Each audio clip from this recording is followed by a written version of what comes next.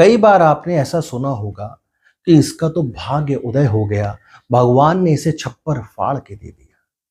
लेकिन मैं आपको एक जीवन की सच्चाई बताता हूं। बहुत सारे लोग ऐसे भी हैं जिनका भगवान भाग्य तो उदय करते हैं, परंतु उन्हें मिलता कुछ भी नहीं। यहां पर हमें तीन शक्तियां जानने की आवश्यकता है।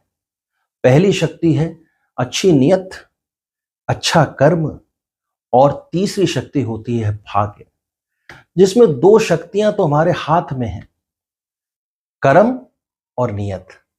बाकी भगवान के हाथ में हमारा भाग्य होता है। यहां पर रामचरितमानस की एक चौपाई याद आती है।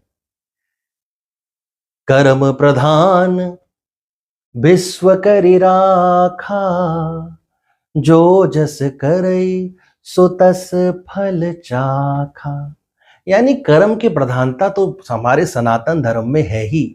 अच्छा कर्म करोगे तो आज नहीं तो कल आपको सफलता मिल ही जाएगी। लेकिन इसके पीछे का सिद्धांत समझ लेते हैं। मान लीजिए कि आपने मेहनत करनी प्रारंभ करी, अच्छी नियत भी रखी, लेकिन आपको सफलता नहीं मिल पा रही है।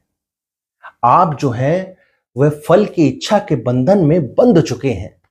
तो होगा क्या कि आपकी कर्म में निष्ठा कम हो जाएगी, आपकी नियत खराब हो जाएगी, और तब जब भाग्य भगवान आपका उदय करेंगे तब आपको कुछ नहीं मिलेगा और आप रह जाएंगे ठन ठन गोपाल।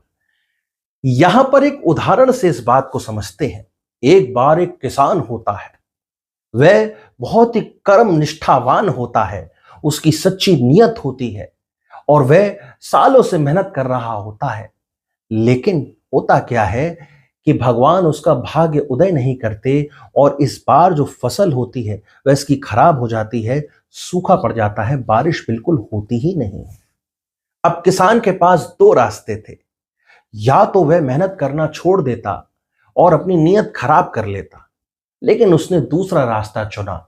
उसने अपने कर्म प्रधान पर महत्व दिया, अपनी सच्ची निष्ठा को कायम रखा और अपनी झोली में क्या रखा?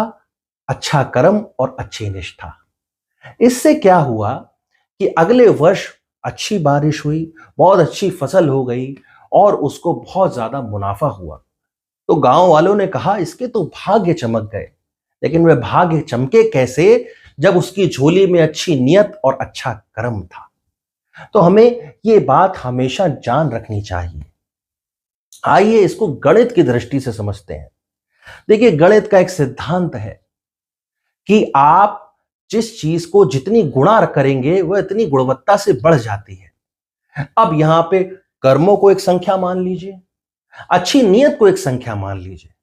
अब जितना अच्छा आप कर्म करेंगे, जितनी अच्छी आप नियत रखेंगे, इसकी संख्या बल जितनी बढ़ाते चले जाएंगे, तब अगर यदि आपका भाग्योदय होगा तो वह भगवान आपको छप्पर फाड़ के, यानी कि उस आपके कर्म को और आपकी अच्छी नियत को गुणा करके आपको दे देगा।